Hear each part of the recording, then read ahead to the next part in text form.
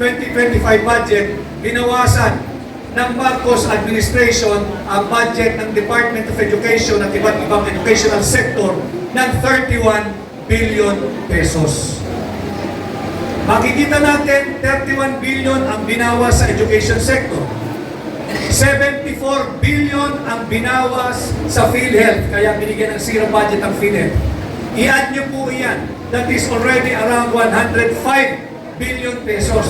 Saan nila linagay yung 105 billion pesos na yan? Ibinigay ng gobyerno ni Bongbong Marcos sa mga tiwaling mambabatas. Paghahati-hatian ng mga senador at kongresista. At yan yung tinatawag nilang AIX o AKAP, yung personal nilang ayuda. Natanong ko doon sa isang lugar na aking nabisita, ano ba ang ibig sabihin ng AKAP? Sumagot yung isang nasa business sa audience din na tulad ninyo. Atty. Vic, ang ibig sabihin pala ng AKAP ay ang kakapal ng aming pitaka. Yan pala ang pananaw ng mga tiwaling mambabatas. Kaya gustong-gusto nila na huhumaling sila diyan sa ayuda dahil kumakapal ang kanilang pitaka.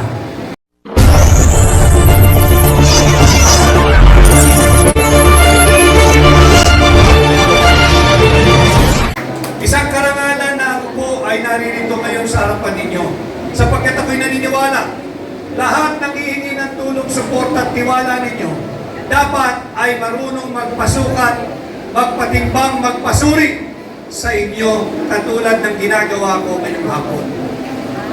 At pagkatapos ng ating ginagawang leaders forum ngayong hapon, kung sa tingin ninyo si Atty. Vic Rodriguez ay hindi nararapat na pagbigyan at pahiramin ng inyong tiwala, ako na mismo ang magsasabi sa inyo, huwag ninyo akong tangkilikin, huwag ninyo akong iboto parang awa na ninyo, subalit gamitin ninyong tama yung karapatan ninyong bumoto.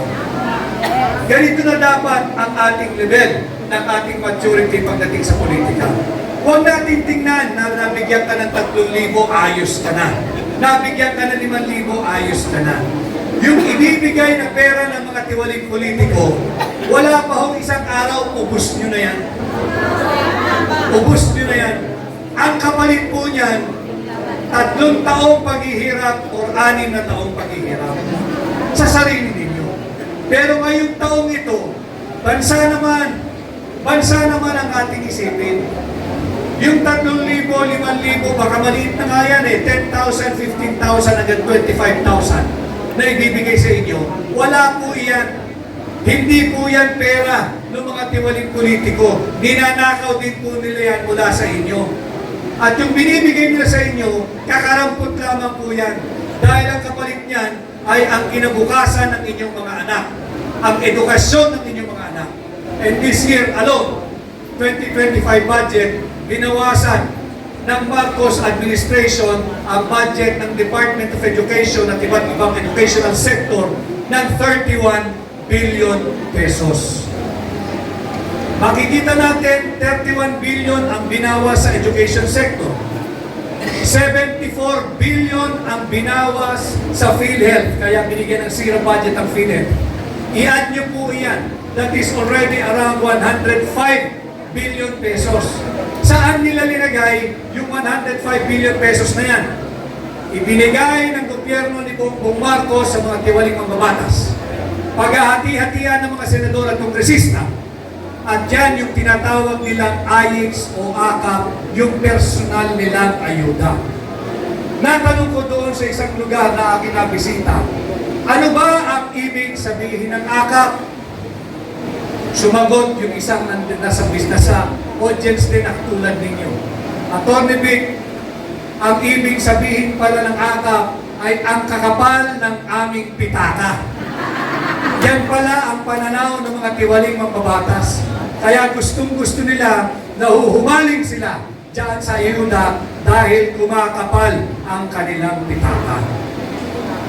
At kagabi, hindi ko alam kung nasubaybayan ninyo yung podcast yung pag-live ni Pangulong Duterte, ipinakita po niya yung napakahalagang ebidensya kung bakit talagang karumal-dumal ang krimen na dulot ng korupsyon na nagaganap ngayon sa ilalim ng Marcos administration. Pinakita po niya yung tinatawag na Bicameral Conference Committee Report. Ito po yung nagfa-finalize sa taunang budget. Doon po sa papel na pinakita ni Pangulong Duterte, yung mga bilyon-bilyong pisong halaga ng allocation at appropriation, blanco. Blanco. Para ho kayong binigyan ng isang checking pirmado na blanco. Pag tinanong mo, magkano ilalagay ko rito? Bahala ka. Ilagay mo, isulat mo kung magkano halaga sa iyo yan. Yan ay korupsyon. Hindi yan ang tamang pamamaraan ng budgeting. Yan ay mali at yan ay nadiskubre at ipinahayag kagabi ni Pangulong Duterte. Maraming dapat managot at panagutan ang Marcos administration. At dito nga, pangungunahan natin sa aking kandidatura bilang tunay at maisong oposisyon. Makikita nyo sa ating ilang poster dito, aking pinapangunahan yung tinatawag nating war on corruption. Yung gera laban sa korupsyon. Alam ninyo, labis-labis na ang korupsyon. Bata pa tayo, karamihan dito, bata pa tayo, naririnig na natin. Grabe ang korupsyon sa gobyerno. Subalit nagkakaedad na tayo, imbis na bawasan, nagigigigit na talamak ang korupsyon sa gobyerno. Kaya nung aking tinanggap ang hamon na pamunuan ng tunay at maisip na oposisyon, aking pamumunuan ang war on corruption. At ito ay hindi lamang isang political statement. Alam ko kung paano gawin at pamunuan ang gera kontra sa korupsyon. Bilang senador ninyo, aking aamyendahan ang plunder law. Yung plunder law, yung batas sa pandarambog. Sapagkat sa kasalukuyan, bago ka makasuhan ng plunder, kinakailangan ang ninakaw mo ay 50 million pesos na. Ibig sabihin, habang ginagawa natin itong Leaders Forum na ito ngayong hapon, at tayo'y ninanakawan ng mga tiwaling taong gobyerno, hindi natin sila pwedeng kasuhan ng plunder hanggat hindi umaabot ng 50 million pesos ang kanilang ninanakaw. Hindi ba't malaking kalukuhan yan? Samantala, ang isang maralita, pag nakapagnakaw ng isang latang sardinas lamang sa isang convenience store, diretso sa kalaboso. Ang tawag sa kanya, kriminal. Ang mga nagnanakaw ng milyong-milyong piso sa gobyerno, ang tawag sa kanila, your honor. Kailangan tawagin mo sila honorable. Kaya bilang senador ninyo, ibababa ko yung threshold or halaga ng plunder. From 50 million, gagawin natin itong 5 million na lamang or 1 million pesos na lamang.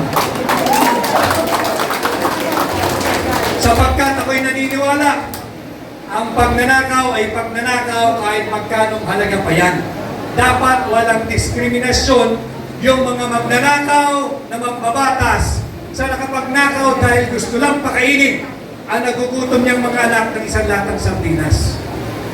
Bakit pag taong gobyerno, your honor or honorable ang tawag kahit nagnakaw ng milyong-milyong piso?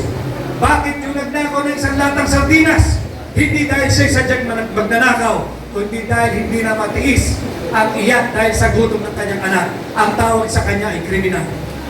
Ito ay dapat na nating baguhin. At pag nagbago natin ito, meron na tayong bagong plunder law, aking isusulong bilang senador ninyo ang pagbabalik ng death penalty. Death penalty sa dalawang kaso, sa plunder at sa droga. Yung droga ang kasasangkutan ng mga taong gobyerno at mga banyaga. Simulan muna natin yung death penalty sa plunder at sa droga.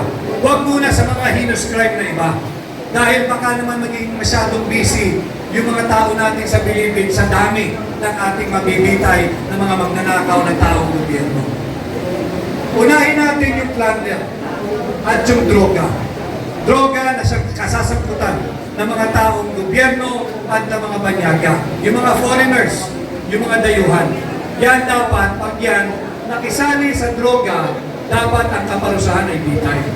At walang pwedeng makapagsabi na death penalty ang aking pinapanukala bilang senador ninyo ay anti-poor. Sapagkat walang taong gobyerno na nagkamal ng yaman na may tuturing ang sarili niyang poor. Walang nagnakaw sa gobyerno ng limpak-limpak na salapi natin mga Pilipino ang may tuturing kong mahirap. Habang ang araw-araw ng mga manggagawa sumusuong sa traffic, naghihirap, nagbabanat ng buto, kumikita lamang ng minimum wage, ay nagbabayad ng buwis. Yung mga tiwaling mambabata sa taong gobyerno, nagpapakasasa sa buwis na ating binabayad, naninirahan sa ibang bansa, ang mga anak ay pinag-aaral sa ibang bansa. Pera niyo po iyon.